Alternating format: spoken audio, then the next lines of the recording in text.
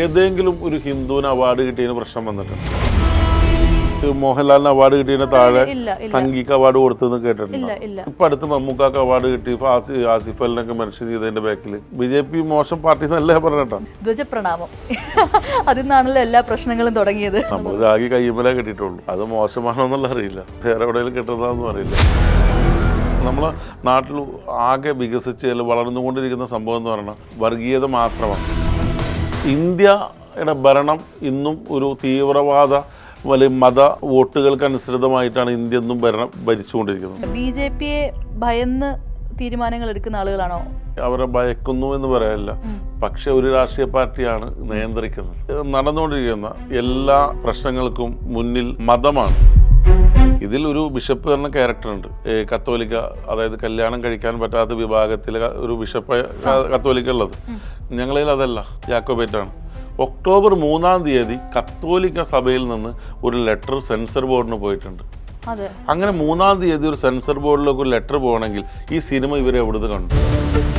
അവിടുന്ന് ലീക്കായതാണോ? വേറെ എവിടുന്ന് ലീക്കാവും? ഇപ്പൊ മുസ്ലിം സമുദായത്തിന്റെ ഭ്രാന്തമായ നിലപാടിൽ പെട്ടാണ് സിനിമ ഹറാമാന്നൊക്കെ പറയുന്നത്. ഒരിക്കലും സിനിമ ഹറാമാന്ന് ഏതിലാണ് പറഞ്ഞിട്ടുള്ളത്? ഇപ്പോൾ ഖുർആൻ ആയിക്കോട്ടെ, ബൈബിൾ ആയിക്കോട്ടെ, രാമായണമൊക്കെ ആയിക്കോട്ടെ, ആ ഗൈഡ് ഫോളോ ചെയ്യണതുകൊണ്ടാണ് ഇവിടെ പല കുറ്റകൃത്യങ്ങളും ഉണ്ടാവാത്തത്. അല്ല, ഇവിടുത്തെ IPCയോ പോലീസിനെയോ ഇവിടുത്തെ ജുഡീഷ്യറിയോ ഒന്നും പേടിച്ചിട്ടല്ല. പകുതി ആൾക്കാരും പേടിക്കുന്നത് സ്വർഗം കിട്ടില്ലായിരിക്കുമോ, നരകത്തി വീഴുമായിരിക്കുമോ, ഇതെൻ്റെ നാളെ അവിടെ വെച്ച് ചോദിക്കുമ്പോൾ എൻ്റെ ഉപ്പാടെ മുന്നിൽ കേൾക്കുമായിരിക്കും. ഒരു വീട് നോക്കാൻ വേണ്ടിയിട്ട് ഞാൻ കൊച്ചിയിലെ ഒരു ബ്രോക്കറെ വിളിക്കേണ്ടായി. മുസ്ലിം ആയതുകൊണ്ട് വീട് കൊടുത്തില്ല, അവന്റെ അവസാന ഘട്ടത്തിൽ കൊടുത്തില്ല. അത് ഒരു 5 വർഷം മുന്നേ നിങ്ങൾ കേട്ടിട്ടുണ്ടോ? ക്രൈസ്തവ സമൂഹത്തെ തന്നെ ചിന്തിച്ചാൽ മതി. അവർക്ക് കേരളത്തിൽ സേഫ് ആയത് ഇവിടെ സംഘപരിവാറില്ലാത്തതുകൊണ്ടാണ്. ഇത്രയും ഇഷ്യൂസ് നടക്കുമ്പോഴത്തേക്ക് എന്താണ് ഷെയ്നികത്തിന്റെ സൈഡ്? അദ്ദേഹത്തിന്റെ പല പോസ്റ്റുകളും സുഡാപ്പിയാണ്, മുസ്ലിം തീവ്രവാദിയാണെന്നൊക്കെ പറഞ്ഞ്. Oxygen year end sale home അപ്ലയൻസിനും ഡിജിറ്റൽ ഗാഡ്ജറ്റ്സിനും ഈ വർഷത്തെ ഏറ്റവും വലിയ ഓഫറുമായി ഓക്സിജൻ ഇയർ ആൻഡ് സെയിൽ ആരംഭിച്ചിരിക്കുന്നു. Say yes to EMIs, exchanges and more only at Oxygen, the digital expert. Oxygen, the digital expert. Welcome to Movie Well Media. It's me Noorjahan and ഇന്ന് എൻ്റെ കൂടെയുള്ളത് ഹാൽ സിനിമയുടെ സംവിധായകനായ റഫീഖ് വീരയാണ്. വെൽക്കം. ധ്വജപ്രണാമം അതിൽ നിന്നാണല്ലോ എല്ലാ പ്രശ്നങ്ങളും തുടങ്ങിയത്. അപ്പോൾ ശരിക്കും പറഞ്ഞാൽ ആ ഒരു വാക്ക് അത്രയ്ക്ക് പ്രശ്നമുള്ള വാക്കായിരുന്നോ? ധ്വജപ്രണാമം എന്ന് പറഞ്ഞ അർത്ഥം പതാകവന്ദനം എന്നാണ്. അത് ആർക്കാണ് പ്രശ്നം എന്ന് നമുക്കറിയില്ല, പക്ഷെ പ്രശ്നം ഉള്ളവരാണ് അത് ഒരു ആരോപിക്കപ്പെട്ടിട്ട് മുന്നോട്ട് വന്നത്. അതുമാത്രമല്ല, ബീഫ് ബിരിയാണി, ഗണപതി വട്ടം, അതെ, ഒരുപാട് പർദ്ദ ഒരു ഐഡന്റിഫിക്കേഷൻ നഷ്ടപ്പെടുത്തുന്ന ഒരു വസ്ത്രമാണെന്നും അങ്ങനെയുള്ള കുറെ ആരോപണങ്ങളായിരുന്നു ആദ്യം വന്നത്. അതെ, ഈ ഹാൽ എന്ന സിനിമയ്ക്ക് പേരിടുമ്പോൾ വിചാരിച്ചിരുന്നു ഇത് ഇത്ര വലിയൊരു ഹാലാകും എന്നുള്ളത്? ഹാലെന്ന് പറഞ്ഞൊരു അവസ്ഥ എന്നൊക്കെയാണ് അന്ന് വിചാരിച്ചിട്ടില്ല, പക്ഷെ ഇപ്പൊ ഏകദേശം വിചാരിച്ചുകൊണ്ടിരിക്കുന്നു. ശരിക്കും പറഞ്ഞാൽ എന്തൊക്കെയാണ് ഇവിടെ നടക്കുന്നത്? ഇത്രയും ഈ ഒരു മൂവിനെ ഇങ്ങനെ കൂട്ടം ചേർന്ന് അറ്റാക്ക് ചെയ്യുന്നതായിട്ട് ഫീൽ ചെയ്യുന്നു പല സൈഡിൽ നിന്നും. കൂട്ടം ചേർന്നതല്ല, അതായത് ആദ്യം ഒരു വിഭാഗമാണ് ഇതിൻ്റെ ബാക്കിൽ കൂടിയത്. അവർക്ക് കൂട്ടുപിടിക്കാൻ ഞങ്ങൾ ഒറ്റക്കല്ല. ശരിക്കും ഒരു സംഭവത്തിന് നമ്മൾ ഒരാൾ ഒറ്റക്കാണെന്ന് പറയുമ്പോൾ അതിന് ശക്തി കുറയും. എന്നാൽ എൻ്റെ കൂടെ വേറൊരു വിഭാഗം കൂടി ഉണ്ട് എന്ന് പറയുമ്പോൾ ശക്തി കൂടും. അതിന് വേണ്ടിയിട്ട് ഒരു വിഭാഗത്തെയും ഒരുമിച്ച് കൂട്ടിയതാണ്.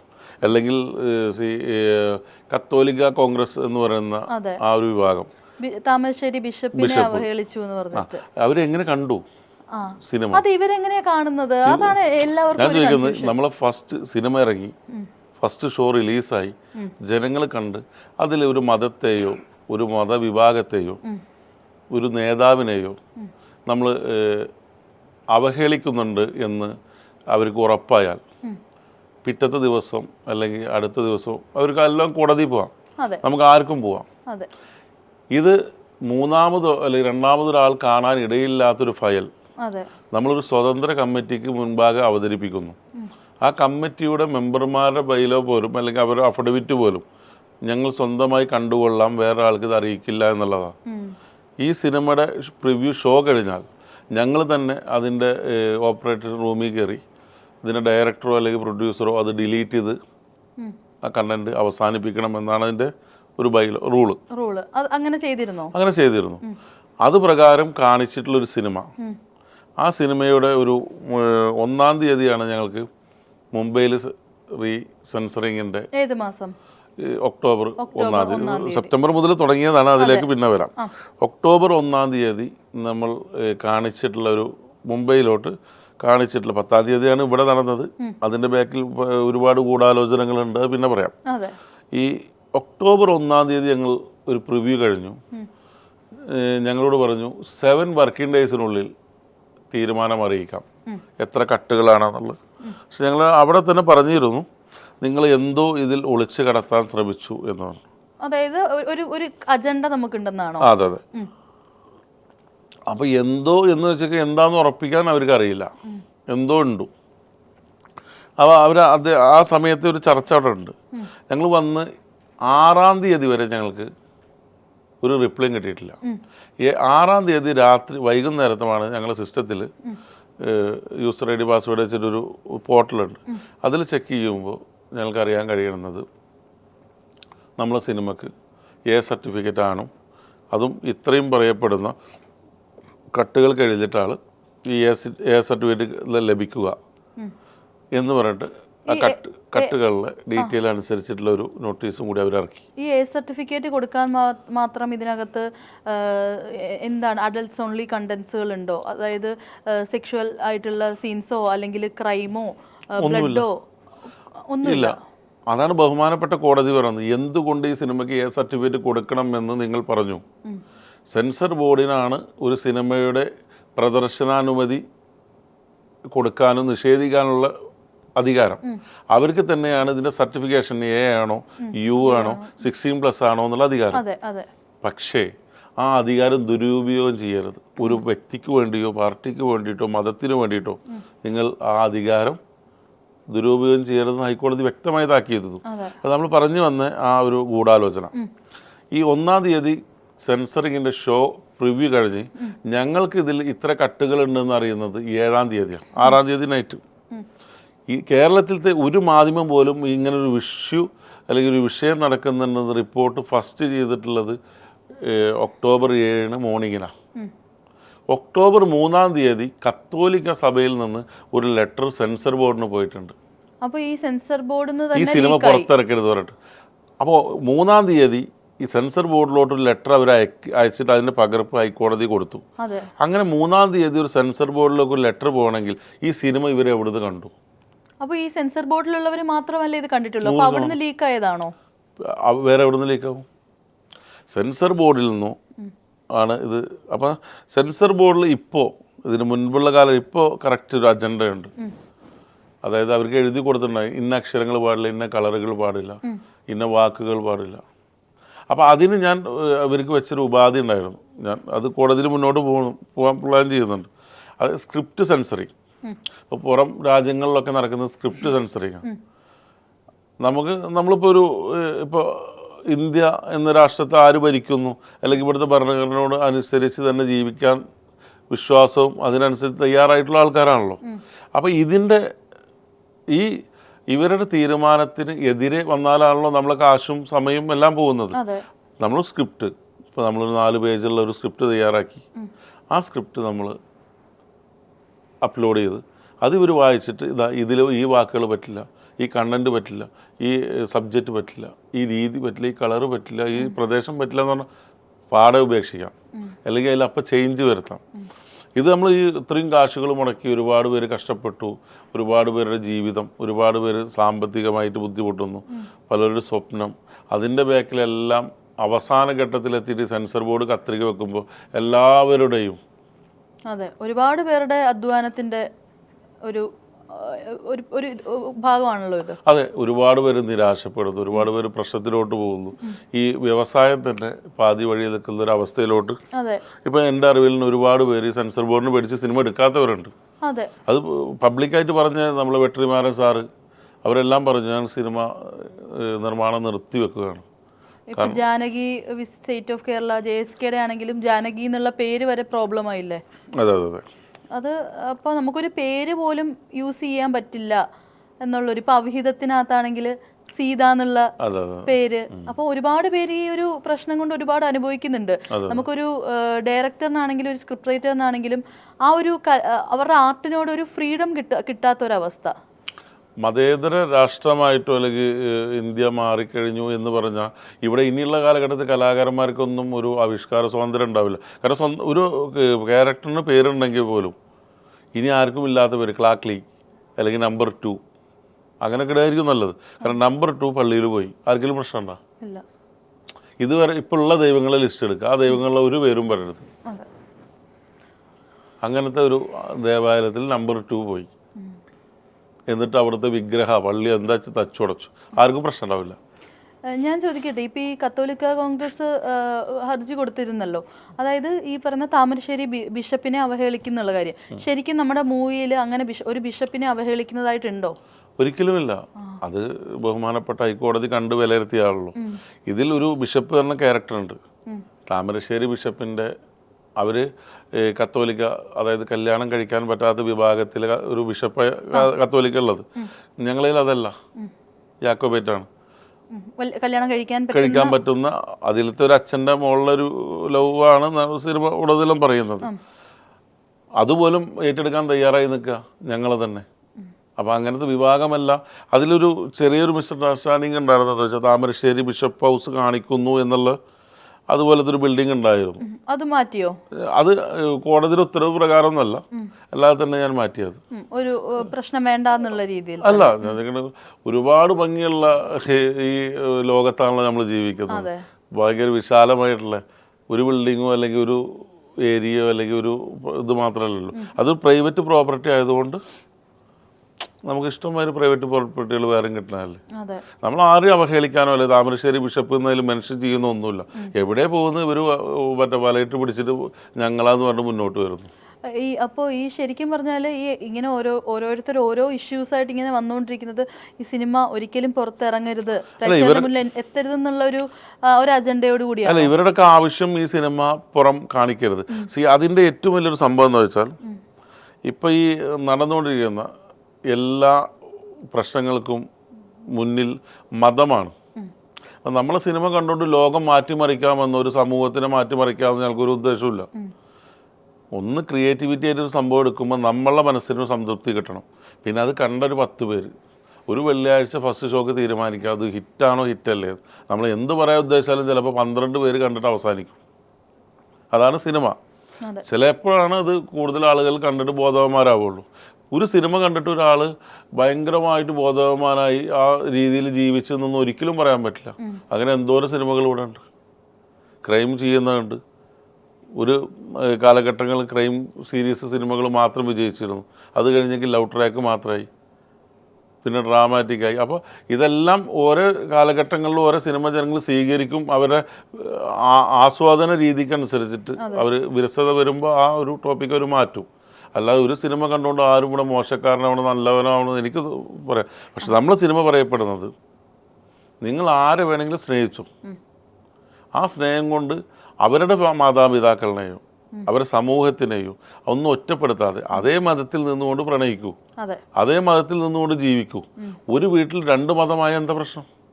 അത്രയും വർഗീയത കുറഞ്ഞു കിട്ടും. ഒരാൾ ഹിന്ദു സ്നേഹിച്ച് കല്യാണം കഴിക്കുന്നവര് മതം മാറരുത് എന്നുള്ളൊരു സംഭവമാണ് മുന്നോട്ട് കൊണ്ടുവരുന്നത്. അതായത് നമ്മൾ ജനിക്കുന്ന ഒരു പ്രത്യേക ഒരു ഇപ്പോൾ അവര് DNA മാറ്റാൻ പറ്റുമോ? ഇല്ല. പിന്നെന്തിനാ മതം മാറ്റണേ? അതിൽ വിശ്വാസമുണ്ടെങ്കിൽ, വിശ്വാസം നമുക്ക് വേറെ മതത്തിനോടാണെങ്കിൽ അതിനിപ്പോൾ കല്യാണം വേണ്ടല്ലോ. അപ്പോൾ നമ്മൾ പാതി വഴി പോകുമ്പോൾ നമുക്ക് ഇടത്തോട് എടുക്കണോ വലത്തോട് എടുക്കണോ എന്ന് നമുക്ക് തീരുമാനിക്കാം. നമ്മളതിൻ്റെ എളുപ്പ വഴി കൂടെ എടുക്കും.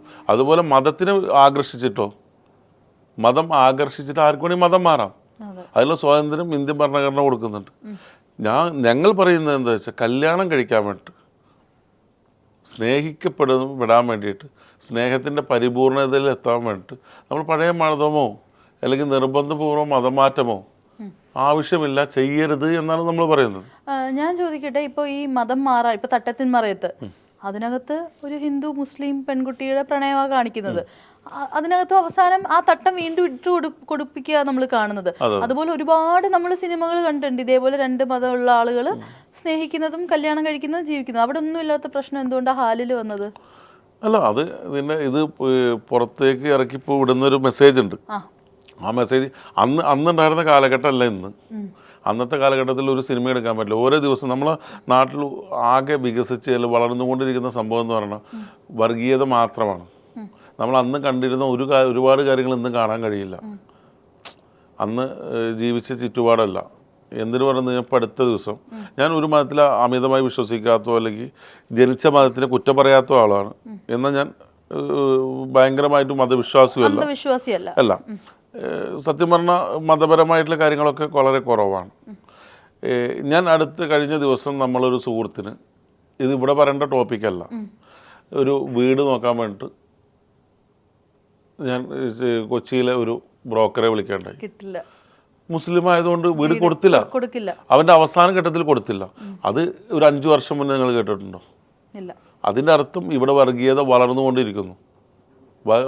വളർത്തിക്കൊണ്ടിരിക്കുന്നു. അതാണ് അതിൻ്റെ പ്രധാന പ്രശ്നം. ഈ കത്തോലിക്ക കോൺഗ്രസ് തന്നെ കക്ഷി ചേർന്ന അഫിഡവിറ്റിൽ പറയുന്ന എന്താ, ഞങ്ങളുടെ മതത്തിൽപ്പെട്ട പെൺകുട്ടിയെ വേറൊരു മതത്തിൽപ്പെട്ട പയ്യൻ ബാക്കിലെടുത്ത് കൊണ്ടുപോയി. യഥാർത്ഥത്തിലോട്ട് ഇവർ കടന്നു ചെല്ലട്ടെ. ഈ കൊച്ചിയിലോ അല്ലെങ്കിൽ ഏത് മെട്രോപൊളിറ്റൻ നഗരങ്ങളിലോ എന്താണ് ഇന്ന് സമൂഹത്തിൽ ബൈക്കിൽ കെട്ടിക്കൊണ്ടുള്ളതാണല്ലോ ഏറ്റവും വലിയ പ്രശ്നം.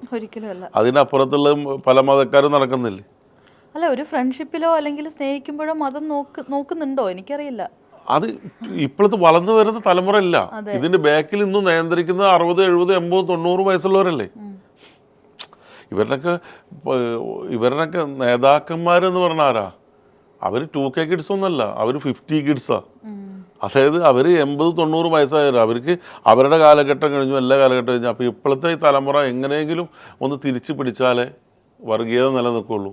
ഞാൻ പലപ്പോഴും ചോദിച്ചു, മതം പറയാനോ മതത്തിന് വേണ്ടി തല്ലുകൂടാനോ ഇത് ചെറുപ്പക്കാർ കുറവാ, കോളേജ് പിള്ളേർ കുറവാ. എല്ലാം കുറച്ച് ഏജ്ഡായിട്ടുള്ളവർ മാത്രമേ ഇതിൻ്റെ ബാക്കിൽ തൂങ്ങി നിൽക്കുന്നുള്ളൂ. ഈ ഒരു തലമുറയുടെ ഇടയിലോട്ടും വീണ്ടും ഈ മതം അല്ലെങ്കിൽ ഇത്രയും ഇങ്ങനെ ഒരു മതത്തിനെ കുറിച്ചൊരു ടോക്സിക് ആയിട്ടുള്ള കാര്യങ്ങൾ ഇൻജെക്റ്റ് ചെയ്യുന്നുണ്ടല്ലോ. ഇത് എവിടെ നിന്നായിരിക്കും? ഇതിൻ്റെ ഒരു ഉറവിടം എവിടെ നിന്നായിരിക്കും? അത് ഒരു അധികാര സ്ഥാനങ്ങൾ ഇതിന് ഞങ്ങൾ തന്നെ തരിച്ചുപോയി. ഞങ്ങൾ ചെറിയൊരു ബാക്കിലൂടെ ഇതിൽ സഞ്ചരിച്ചു. ഇത് എവിടെ നിന്ന് എങ്ങോട്ട് പോയി ലീഗലായിട്ട് പറയാൻ പറ്റില്ലെങ്കിൽ ഇല്ലീഗലായിട്ട് ഞങ്ങൾ കുറച്ച് കോൾ ഡീറ്റെയിൽ അങ്ങനെ പിന്നെ ബാക്കിലൊക്കെ ചെക്ക് ചെയ്ത് നമ്മൾ പോലും ചിന്തിക്കാത്ത ആൾക്കാർ പോലും ഇതിൻ്റെ ബാക്കിലുണ്ട്. മനസ്സിലായി. നമ്മുടെ മുന്നിൽ മേ ബി നല്ല വെള്ളപൂശി നിൽക്കുന്ന ആളുകൾ. പിന്നെ അത് ചിലർക്ക് മതം ഭയങ്കര ഹരമാണ്. അവർ വളരെ ചിരിച്ച് കളിച്ചൊക്കെ നിന്ന് ഒരു CCTV ക്യാമറ പോലെ അതെല്ലാം ഒപ്പിയെടുക്കും. രാത്രി കാലങ്ങളിൽ ഇതിനെ കുറിച്ചിട്ട് ഒരു വിശകലനം നടത്തും.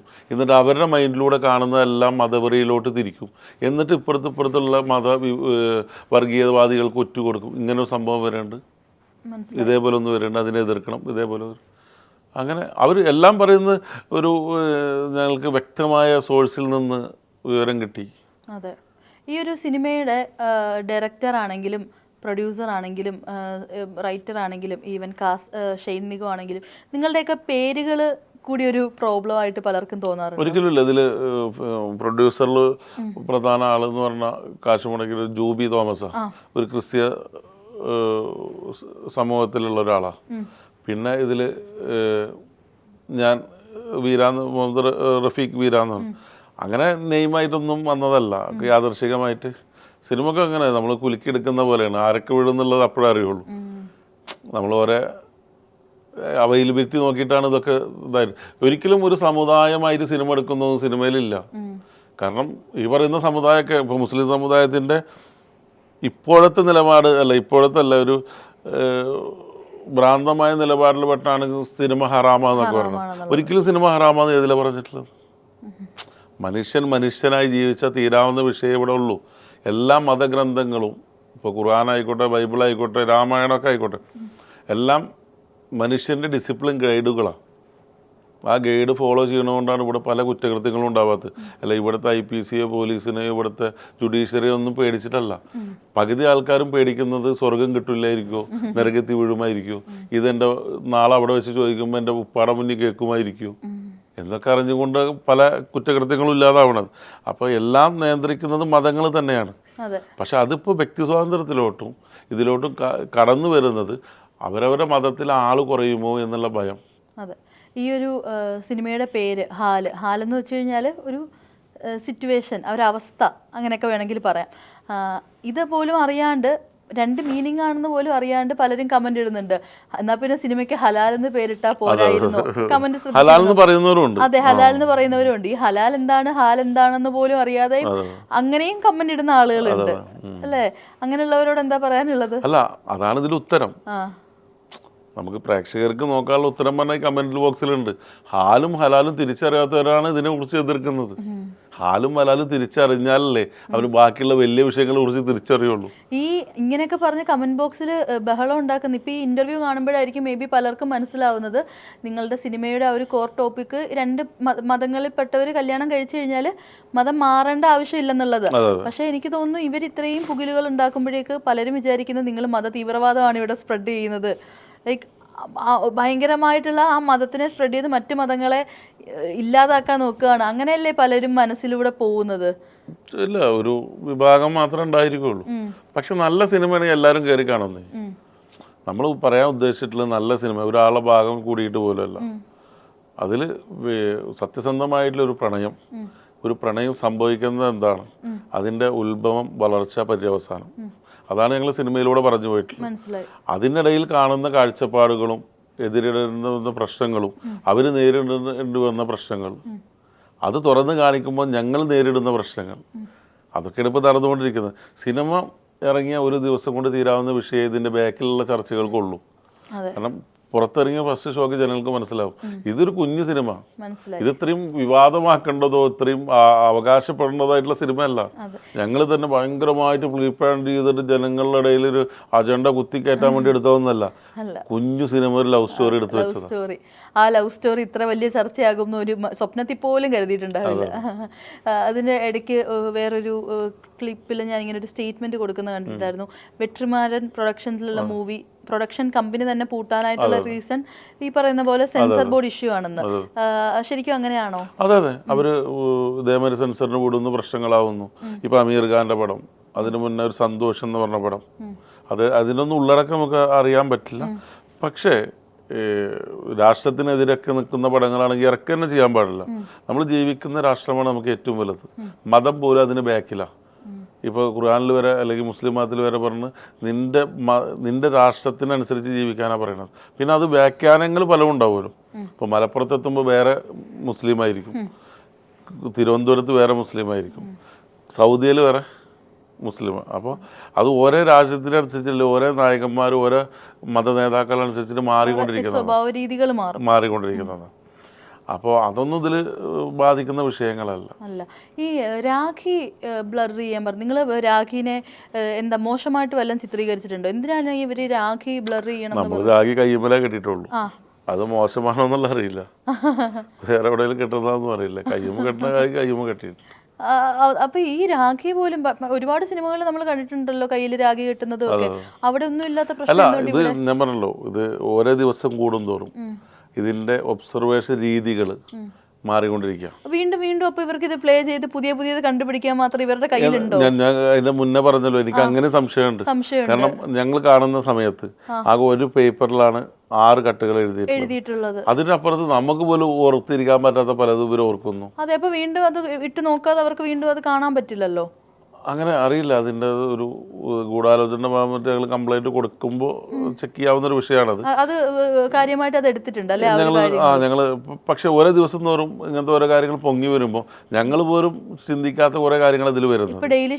ഞങ്ങൾ ഗണപതി വട്ടം എന്നൊരു പേര് തന്നെ ഇവിടെ ഒരു രാഷ്ട്രീയത്തിന്റെ ഒരു പ്രസ്ഥാനത്തിന്റെ ഒരു നേതാവ് ആ സ്ഥലത്തിന്റെ പേര് ഇതാന്ന് പറഞ്ഞതാ. അതിനുശേഷം പലരും സുൽത്താൻ ബത്തേരിക്ക് ഗണപതി വട്ടം എന്ന് പറഞ്ഞൊരു പേരാണ്. അങ്ങനെ അതൊരു കോമഡി ആയിട്ട് എടുത്താണ്. ആ ഗണപതി വട്ടം എന്നുള്ള പേര് ഞങ്ങൾ മാറ്റണം എന്ന് പറയുമ്പോൾ അത് ഒരു വിശ്വാസത്തിന്റെ പേരല്ല. അങ്ങനെ വെച്ചാൽ നാളെ ഗുരുവായൂർ ഷൂട്ട് വെക്കാൻ പറ്റില്ല, അല്ലെങ്കിൽ നമുക്കിപ്പോൾ ഈ ചോറ്റാനിക്കര അല്ലെങ്കിൽ പല ഏരിയകളും നമ്മളൊക്കെ ഞാനും പൂരം കമ്മിറ്റിയിൽ നടന്നതാണ്, പൂരം ആഘോഷിച്ചതാണ്, മറ്റേ ക്രിസ്മസ് എല്ലാ മതങ്ങളും നമ്മളെ സഹോദരങ്ങളാണ്. അതിനെ ഉൾക്കൊള്ളുകൊണ്ടല്ലേ മലയാളികൾ ജീവിക്കുന്നത്. അതെ, കഴിഞ്ഞ ദിവസം തന്നെ ഞാൻ ഒരു വീഡിയോ കണ്ടിരുന്നു. മലപ്പുറത്താണോ കോഴിക്കോടാണോ എന്തായാലും വടക്കോട്ടുള്ള ഒരു സ്ഥലത്താണ് ഒരാൾ ഇതേപോലെ മലയ്ക്ക് പോകാൻ നിൽക്കുന്നു. വേറെ ബൈക്കിൽ ഇങ്ങനെ ആൾ വന്നപ്പോഴത്തേക്ക് അരവണ കൊണ്ടുവരണമെന്ന് പറഞ്ഞപ്പോൾ ഇൻഷാ അല്ലാ കൊണ്ടുവരാന്ന് പറഞ്ഞിട്ട് പോകുന്നു. അപ്പോൾ കമന്റ് ബോക്സിലുണ്ട് മലബാറിലുള്ള ആരാണെങ്കിലും അങ്ങനെ പറയുള്ളൂ. അല്ല, ഞാൻ ചിന്തിക്കുന്നത് ഇപ്പോഴും ആൽത്തറയിൽ ജോർജും കുമാരനും മുഹമ്മദ് ഇരുന്ന് ചായ കുടിച്ചുകൊണ്ടിരിക്കുക. ഇതിന്റെ അണിയറയിൽ മാത്രമാണ് ഇതിന്റെ തലപ്പത്ത് ആ ഇരുത്തം നമുക്ക് നശിപ്പിക്കണം. അവിടെ ജോർജ് ഇരിക്കാൻ പാടില്ല, മുഹമ്മദ് ഇരിക്കാൻ പാടില്ല, അവിടെ കുമാരൻ മാത്രമേ ഇരിക്കണം.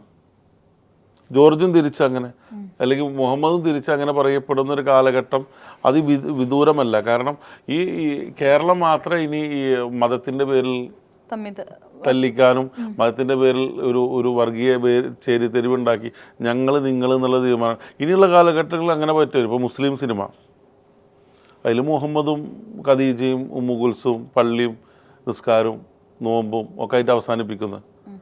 അതിൽ ബീഫ് തിന്നാം, കോഴിനറക്കാം. ഹിന്ദു സിനിമ അതൊന്നുമില്ലാത്ത വാര്യരും നമ്പൂരിയും തറവാടൊക്കെ ആയിട്ട് അതും മുന്നോട്ട് അങ്ങനെ ആയി വരുന്ന എനിക്ക് തോന്നുന്നത് ഈ സെൻസർ ബോർഡൊക്കെ. ആദ്യം തന്നെ ഇപ്പോൾ വിഭാഗം നമ്മൾ നോട്ട് ചെയ്യുമ്പോൾ തന്നെ മുസ്ലിം, കൊടുക്കുന്ന പോലെ ഇനി അങ്ങനെയും കൂടെ കാറ്റഗറൈസ് ചെയ്ത് കൊടുക്കുക. അത് ശരി, അതായിരിക്കും കൂടുതൽ അപ്പോൾ എളുപ്പമായിട്ട്. ഓരോ ദിവസവും ഇപ്പം കണ്ണടച്ച് തുറക്കുന്ന ഇന്ന് എന്താണ് പുതിയ പ്രശ്നം എന്ന് ആലോചിച്ചിട്ടായിരിക്കുമല്ലോ അപ്പോൾ ഈയിടെയായിട്ട്. ഉറപ്പായിട്ടും അതെ. ഏറ്റവും ലാസ്റ്റ് അറിഞ്ഞത് എന്തായിരിക്കും ഇതിന് റിലേറ്റഡ് ആയിട്ടുള്ള?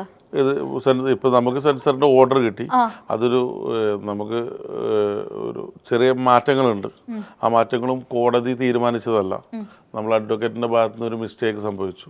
അദ്ദേഹം ആദ്യം ഹിയറിങ്ങിൽ പറഞ്ഞു 6 കട്ടുകളാണ് പറഞ്ഞിട്ടാണ്. അപ്പോൾ 1 മുതൽ 4 വരെ ഒരിക്കലും അനുവദിക്കാൻ പറ്റാത്ത ലോജിക്കില്ലാത്ത തീരുമാനങ്ങളാണെന്നും 5ഉം 6ഉം നമുക്ക് മോഡിഫൈ വേണമെങ്കിൽ കോടതി പറഞ്ഞാൽ ചെയ്യാമെന്നോ പറഞ്ഞത്. പക്ഷെ അത് കോടതിയുടെ ഒരു ശ്രദ്ധയിൽപ്പെട്ടത് 5ഉം 6ഉം ഞങ്ങൾ മാറ്റിക്കൊള്ളാമെന്ന് കക്ഷികൾ സമ്മതിച്ചു എന്നാണ്. അപ്പോൾ ഓർഡറിൽ തന്നെ ബഹുമാനപ്പെട്ട കോടതി പറഞ്ഞ് ഇത് സാമൂഹിക നിലപാടിനോട് ചേർന്ന് നിൽക്കുന്ന ഇവിടുത്തെ ഭരണഘടനാ മൂല്യങ്ങൾക്ക് അനുസൃതമായ മതേതര സമൂഹത്തിന് യുവതലമുറ കണ്ടിരിക്കേണ്ട സിനിമ ആണ് ഈ സിനിമ എന്ന് പറയുന്നത്. അതായത് ഒരു തെറ്റ് പോലും സിനിമയെ കുറിച്ച് പറയുന്നില്ല. പിന്നെ എന്തുകൊണ്ട് എ സർട്ടിഫിക്കേഷൻ പറഞ്ഞു എന്നും ചോദിക്കുന്നുണ്ട്. ഈ അഡ്വക്കേറ്റ്സ് ആരെങ്കിലും ഭയക്കുന്നുണ്ടോ? ഭയപ്പെട്ടിരിക്കാം. നമുക്ക് ഒരാളെ കുറ്റം പറയല്ല. വളരെ നല്ല അഡ്വക്കേറ്റാണ്, ഭയങ്കര പ്രാവീണ്യം പ്രാഗൽഭ്യനാണ്. പക്ഷേ നമ്മളെ ചില നിലപാടിനോട് നമുക്ക് ഒരിക്കലും ഇപ്പോൾ അഡ്വക്കേറ്റിനെ മാറ്റാം. അഡ്വക്കേറ്റിനെ മാറ്റുന്ന പോസിബിളുള്ള കാര്യമാണ്. പക്ഷേ ഈ വിധി പറഞ്ഞ കേസുകളൊക്കെ അഡ്വക്കേറ്റിനെ മാറ്റുമ്പോൾ ഇത്രയും നേരം ഈ ബാക്കി വിധികൾ ഇപ്പോൾ ഇത്രയും വലിയ വിധിയിൽ നമുക്ക് വിഷയമല്ല. അതിലിടയിൽ നമ്മൾ പറഞ്ഞ കാര്യം കോടതി വരെ പറയുന്നത് ഈ 5ഉം 6ഉം കക്ഷികൾ സമ്മതത്തോടെ കട്ട് ചെയ്ത് മാറ്റാമെന്ന് ഞങ്ങൾ സമ്മതിക്കുന്നു എന്ന് കക്ഷികൾ പറഞ്ഞതുകൊണ്ട് ഞാൻ ആ മെറിറ്റിലോട്ട് കടക്കുന്നില്ല. കോടതി പറഞ്ഞു. കോടതി കടക്കണമെന്നുണ്ട്, നമ്മൾ പറയാതെ കടക്കില്ലല്ലോ, നമ്മളാണല്ലോ ആവശ്യക്കാർ.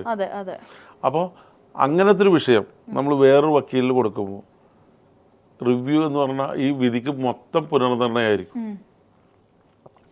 അപ്പോൾ നമ്മളെ ബാക്കിൽ ഇൻവെസ്റ്റ് ചെയ്തവർ എല്ലാവരും ഒരുപാട് കഷ്ടതയിലൂടെ മുന്നോട്ട് പോകുന്നത്. ഇതിൻ്റെ വിധികൾ, കോടതി വ്യവഹാര സമയങ്ങൾ, ഇതെല്ലാം ഡിലേ ആയി പോയിക്കൊണ്ടിരിക്കും.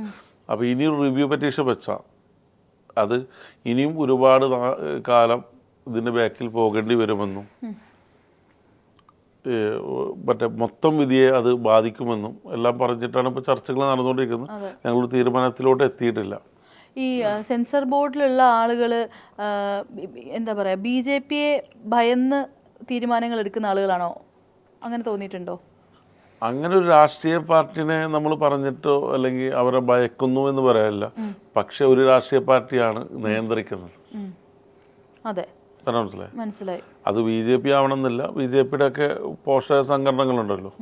ഇപ്പോൾ ഈ ലോകത്തുള്ള എല്ലാ ക്രൈസ്തവരും കാസല്ല, എല്ലാ മുസ്ലിങ്ങളും മുസ്ലിം തീവ്രവാദികളുണ്ട് ഇവിടെ, അതുമല്ല എല്ലാ ഹിന്ദുക്കളും ഒരിക്കലും അല്ല ഹിന്ദു തീവ്രവാദികളല്ല. അപ്പം ഈ ഇന്ത്യയുടെ ഭരണം ഇന്നും ഒരു തീവ്രവാദ വലിയ മത വോട്ടുകൾക്ക് അനുസൃതമായിട്ടാണ് ഇന്ത്യ എന്നും ഭരിച്ചുകൊണ്ടിരിക്കുന്നത്. അതുപോലെ കേരളം കിട്ടാൻ വേണ്ടി കേരളത്തിലും അങ്ങനത്തെ ഒരു വിഷവിത്ത് പാകാൻ വേണ്ടിയുള്ള ശ്രമങ്ങൾ പല ഭാഗത്തും നടക്കുന്നുണ്ട്. അത് നടക്കുന്നതിൻ്റെ ഭാഗമായിട്ടാണ് ഈ പഞ്ചായത്ത് ഇലക്ഷനിൽ പോലും പല രാഷ്ട്രീയ പാർട്ടികളും ക്യാൻഡിഡേറ്റുമാർ ആരാന്ന് നോക്കിയാൽ മനസ്സിലാവും.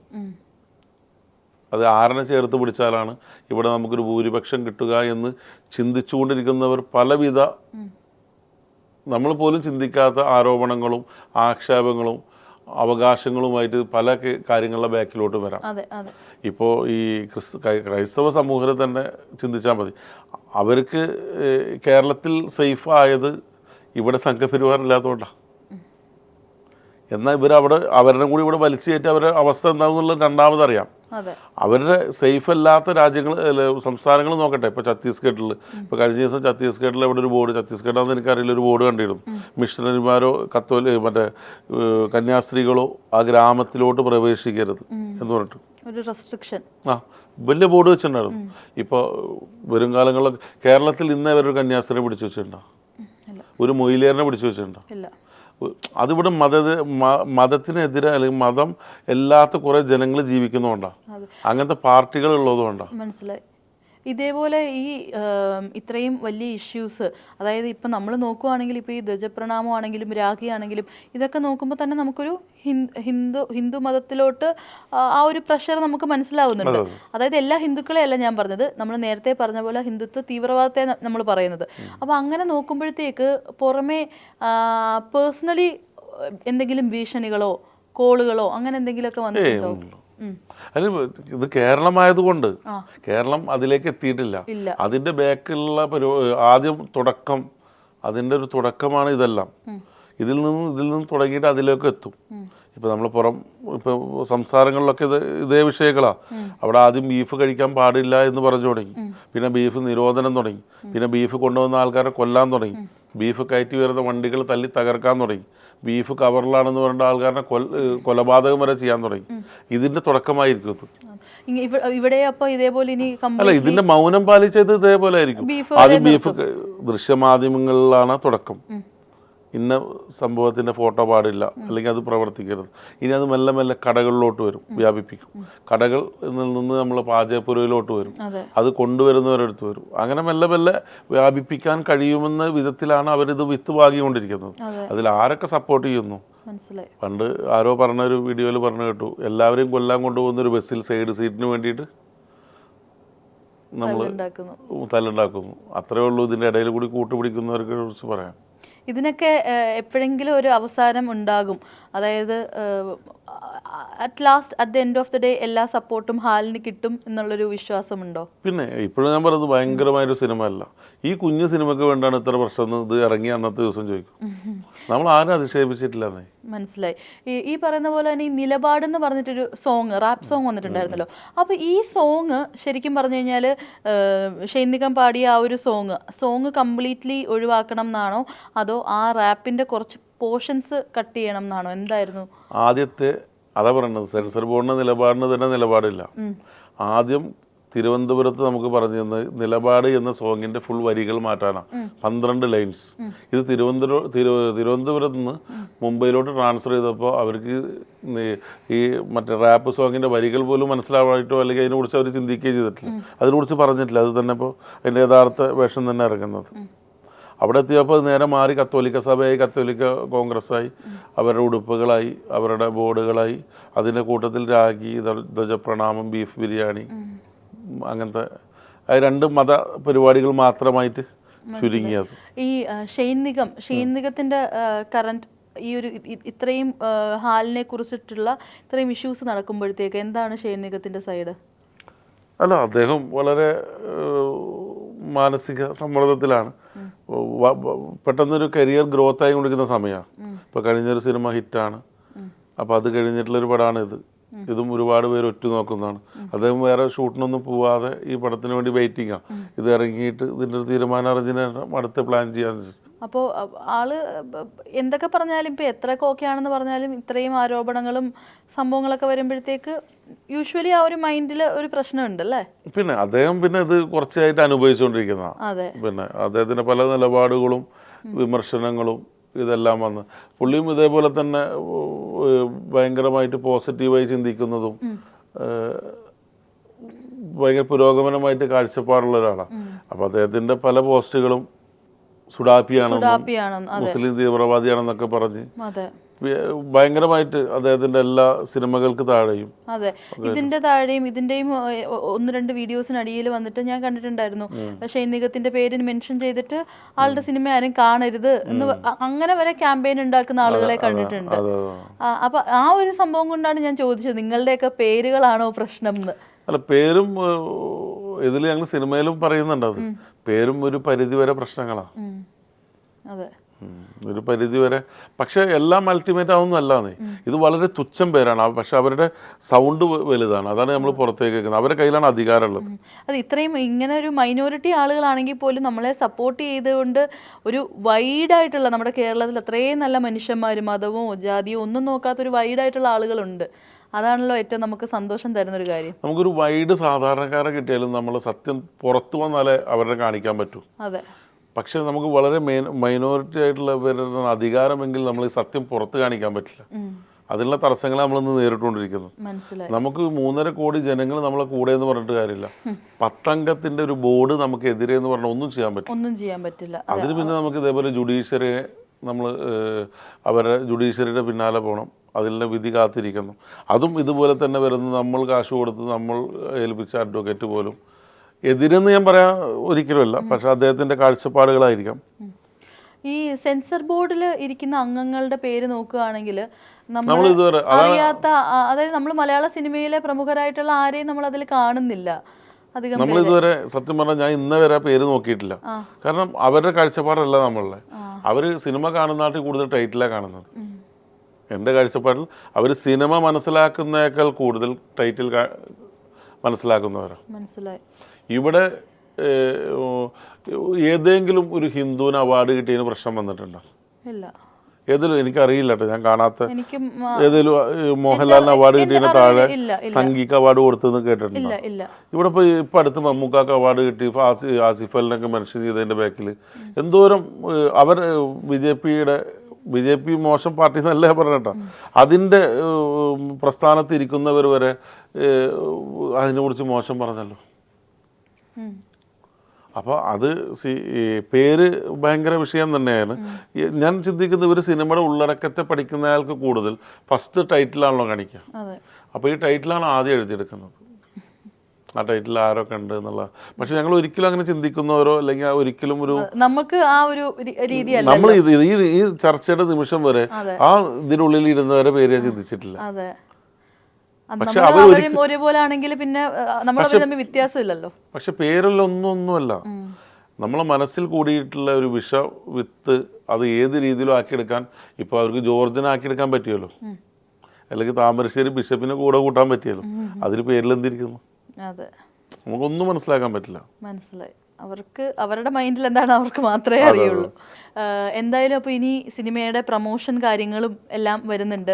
അപ്പോൾ ആ ഒരു സമയത്തും ഒരുപാട് മീഡിയാസ് ആണെങ്കിലും എല്ലാവരും ഇൻ്റർവ്യൂസും കാര്യങ്ങളും ഒക്കെ ഉണ്ടാവും. അപ്പോൾ എന്ത് തരത്തിലുള്ള ഒരു റെസ്പോൺസ് ആണ് പ്രതീക്ഷിച്ചിരിക്കുന്നത്?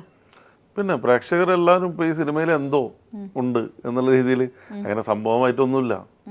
ആരോപിക്കപ്പെടുന്നവരെന്നും ഒരു ഊഹാഭാവത്തിൻ്റെ പിന്നാണ് ആരോപണങ്ങൾ നടന്നിട്ടുള്ളത്. അപ്പോൾ ഇത് ആരോപണം മാത്രമാണ്. അത്രയും വലിയൊരു സംഭവം ഒന്നും പ്രതീക്ഷിച്ച സിനിമ കാണാൻ ആരും വരണ്ട. വളരെ സത്യസന്ധമായ ഒരു ലവ് സ്റ്റോറി പറയുന്ന ഒരു ചെറിയ ഒരു പ്രണയ ചിത്രം. അതിൽ നമ്മൾ വർഗീയത കുത്തിക്കലർത്തിയിട്ടില്ല എന്നാണ് ഇവരുടെ പ്രശ്നം. ഇതിൻ്റെ ആരോപണത്തിൻ്റെ പിന്നിലുള്ള യഥാർത്ഥ താല്പര്യം എന്ന് പറഞ്ഞാൽ വർഗീയത പറയാൻ പറ്റിയ സ്ഥലത്ത് പറഞ്ഞില്ല. അതാണ് ഇതിൻ്റെ ആരോപണം ഉന്നയിച്ചവരുടെ പ്രധാന പ്രശ്നം. അതാണ്. അപ്പോൾ എന്തായാലും ഹാല് എത്രയും പെട്ടെന്ന് തിയേറ്ററിൽ December 5 അല്ലേ പറഞ്ഞ പോലെ തന്നെ ആ ഒരു ടൈമിലേക്ക് തിയേറ്ററിൽ വന്നിട്ട് എല്ലാവർക്കും മനസ്സിലാവട്ടെ എന്താണ് റിയാലിറ്റി എന്നും ഇപ്പോൾ നടന്നുകൊണ്ടിരിക്കുന്നത് എന്താണെന്നും. അപ്പോൾ അങ്ങനെ ഈ മൂവി ഒരു സൂപ്പർ ഹിറ്റ് മൂവി ആകട്ടെ. All the best. Thank U.